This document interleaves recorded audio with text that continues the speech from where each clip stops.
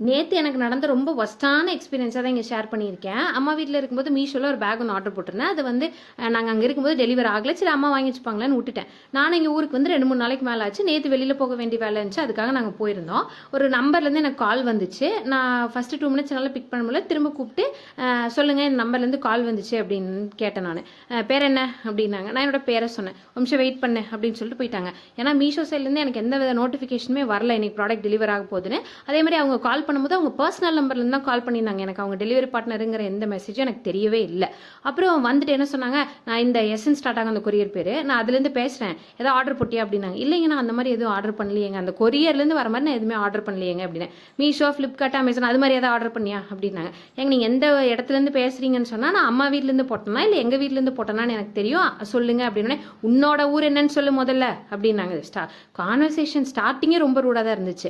அப்புறம் நான் கேட்டேன், எங்க ஃபோன் பண்ணுற எல்லாத்துக்கும் என்னோட ஊர் என்ன பேர் என்னன்னு சொல்ல முடியாதுங்க, நீங்கள் எந்த இடத்துலேருந்து பேசுகிறீங்கன்னு சொன்னால் நான் போட்டேனா இல்லையான்னு சொல்லுவேன் அப்படின்னு. என்ன ஊர் பேர் கேட்டால் சொல்லிட்டு போக வேண்டியதானே அப்படின்னு சொல்லி எங்கள் அம்மாவோட பேரை கேட்டு இது யார் உனக்கு அப்படி இதெல்லாம் எனக்கு சொல்லணும்னு எந்த அவசியம் இல்லைங்க உங்ககிட்ட அப்படின்னு ரூடாக பேசுறது பார்த்து என் ஹஸ்பண்ட் வந்து வாங்கி பேசினார்.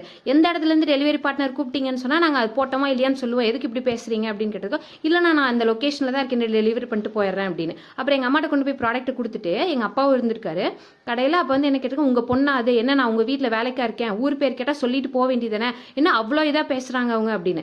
அதாவது அவ்வளோ தூரம் அவங்க ஹார்ஷாக பேசுனது தப்பாக தெரில. நான் வந்து கூப்பிடுற எல்லாத்துக்கும் என்னோட பேர் அட்ரஸ்லாம் சொல்ல முடியுமாங்க அப்படின்னு கேட்டது அவங்களுக்கு அவ்வளோ ஹார்ஷாக இருக்குது. நான் டெலிவரி பார்ட்னர்ஸ் எல்லாத்தையுமே தப்பு சொல்ல, ஒரு சில பேர் இந்த மாதிரி ரொம்ப ரொம்ப ரூடாக நடந்துக்கிறாங்க நம்மக்கிட்ட.